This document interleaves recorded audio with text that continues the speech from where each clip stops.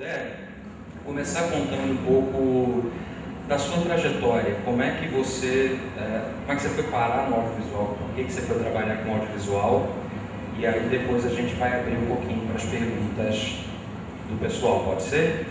Pode, claro. Tudo bom, gente? Primeiro eu queria dizer que é um imenso prazer estar aqui. Eu fiquei muito feliz com o convite, porque eu acho que, sabe, uma iniciativa como essa de descentralização da cultura, de divulgação do cinema e também da abertura da possibilidade das pessoas saberem que hoje em dia cada vez está mais fácil de se produzir, né, filmes, documentários, de se trabalhar com audiovisual, por causa da tecnologia, enfim, está tudo ajudando. Hoje em dia todo mundo tem um celular que pode tirar uma foto, que pode gravar um vídeo, enfim. Então acho que essas possibilidades devem ser divulgadas, acho que as pessoas têm cada vez mais aprender a trabalhar com elas. E até queria agradecer a Laís Bodansky, ao Luiz, assim, pelo convite, que eu fiquei super feliz. Bom, minha trajetória com audiovisual. Eu sou uma pessoa apaixonada por audiovisual, acho que desde criança. Meu pai comprou, quando eu tinha, acho que uns 6 anos de idade, 7 anos, uma câmera VHS. E eu acho que foi aí o meu começo com essa paixão. Eu nunca vou me esquecer, no aniversário da minha irmã, de 2 anos, não sei se alguns de vocês conhecem, a Titi Miller, que ela é VJ da MTV até. Foi muito engraçado, porque foi a primeira vez que eu me vi numa televisão que tinha, era muito tosco, assim, mas tinha um retorno de imagem. E eu comecei a fazer umas picagens na frente da câmera, e eu olhava pra lá, e uma hora eu olhei assim pra câmera e falei, quero ver quando eu me ver. Aí depois eu fiquei pensando assim, eu falei aquilo, porque pra mim era uma loucura poder aprisionar o momento.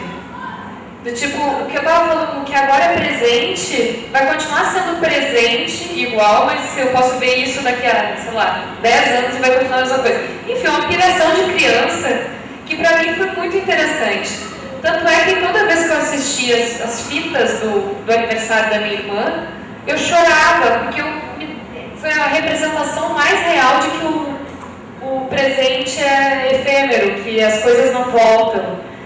Mas, ao mesmo tempo, a beleza de se aprisionar aquilo, para mim, me fascinou, desde então. Aí eu comecei a fazer umas experiências, eu gravava as minhas irmãs, umas brincadeiras de criança, e aí começou a surgir uma paixão. Me lembro que também, o primeiro PC que a gente teve tinha um programinha de criança, de edição, da Nickelodeon, uma coisa assim que vinha junto com o computador, um CDzinho, que era... Você podia montar videozinhos e dublar, gravar umas coisas de voz, eu já comecei a pirar naquilo. Bom, aí com 16 anos de idade, com essa vontade, na verdade esse sonho assim, de trabalhar com essa área, mas também muito confusa, porque ao mesmo tempo eu achava que era uma coisa muito distante. Eu achava que as pessoas tinham que ter empregos normais, assim, chegar num escritório, sentar na frente de um computador e trabalhar. Tipo, eu achava que isso era trabalho. Eu achava que aquilo que eu fazia em casa, a brincadeira, jamais poderia ser um trabalho, jamais poderia me sustentar com aquilo. Então, eu entrei na faculdade de jornalismo. Na época, em Porto Alegre, não existia faculdade de cinema, então o jornalismo abrangia muito as disciplinas de cinema. E foi dentro da faculdade que daí eu descobri que sim, era possível trabalhar com audiovisual. Eu dei sempre ênfase em cinema dentro da faculdade e minha primeira experiência foi lá dentro, com um curta 16mm que os alunos tinham que produzir, e eu me voluntariei também para ser montadora desses curtas da universidade. Então eu ia para lá e montava, tinha que sincar a voz com a imagem, na época era o Premiere, o Adobe Premiere, que era o programa, mas também tive uma noção de como montar na moviola, aquela coisa bem antiga, clássica do cinema. E lá, a partir dessa experiência, que eu acho que o professor, o Carlos Gerbasi, que é um cineasta gaúcho, viu a minha dedicação lá, que eu trabalhava de graça, montando aqueles curtas, ele me chamou para ser segunda assistente de direção dele num projeto na Casa de Cinema, que era Brava Gente, não sei se vocês lembram, passou muito tempo na Globo. Então, assim, era conhecido pela Casa de Cinema, aí eu fui, eu tinha 17 anos, foi a minha primeira experiência profissional, digamos, no audiovisual. Me embasbaquei toda. Nossa, eu fui... Porque, assim, na verdade eu sentava e ficava vendo os atores, assim, tava o Marco Nanini, o Paulo Betti, tipo, interpretando, eu ficava assim. Aí nos intervalos eles falavam assim, nossa, como nossa profissão é maluca, lembra daquela vez sei lá, em 85, quando a gente se encontrou no teatro, eu ficava fascinada. E então, daqui a pouco eu vi esse primeiro assistente, vamos, assistente de direção não senta. Aí eu me dei conta que ali talvez eu tenha começado a me dar conta de que talvez eu estava no lugar errado, apesar de estar fascinada por aquele ambiente. Para mim, o set de filmagem é o lugar mais sagrado que existe, para mim. Assim como alguns atores dizem que é o palco, né? Para mim é o set de cinema. Eu sempre fui fascinada por cinema, desde criança.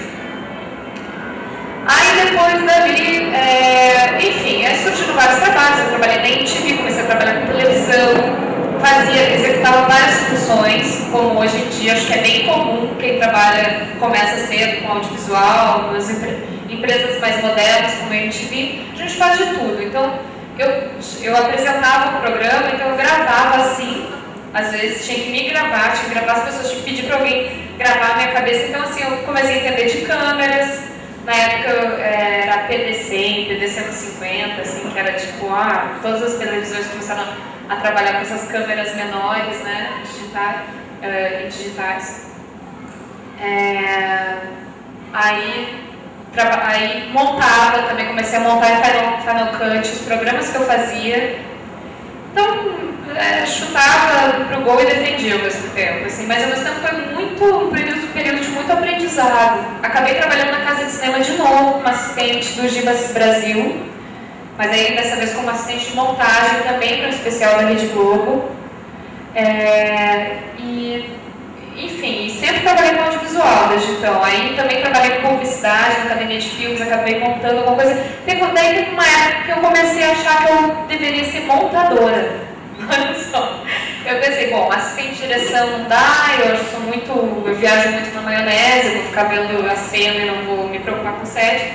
Então talvez eu acho que eu quero talvez seja melhor ter o controle. Eu acho que assim é um poder o montador, né? Ele ter o controle daquele produto final, assim. Me interessou isso, aí por uma época eu pensei que eu seria isso. Mas faltava alguma coisa também. Enfim, vou resumir a história, senão fica muito longa.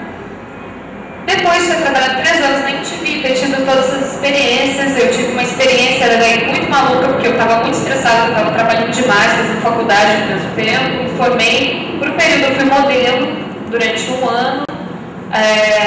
Fui morar na Ásia, na China, na Tailândia. Fiquei um tempo sozinha o suficiente para descobrir coisas a meu respeito, para me conhecer, até que cheguei à conclusão de que, na verdade, desde sempre, desde o Quero Ver Quando Eu Me Ver, eu deveria ser atriz. Então, assim, eu queria estar naquele momento aprisionada. Então, eu decidi que eu deveria ser atriz, e aí eu voltei para o Brasil, me mudei para São Paulo, sou de Porto Alegre, comecei a estudar teatro e pude estrear com um cineasta que eu considero um dos mais brilhantes que a gente tem hoje no Brasil, que é o Beto Brandt. Foi um privilégio começar com O Cão Sem Dono. E a partir daí muitas portas se abriram, fiz televisão, fiz cinema,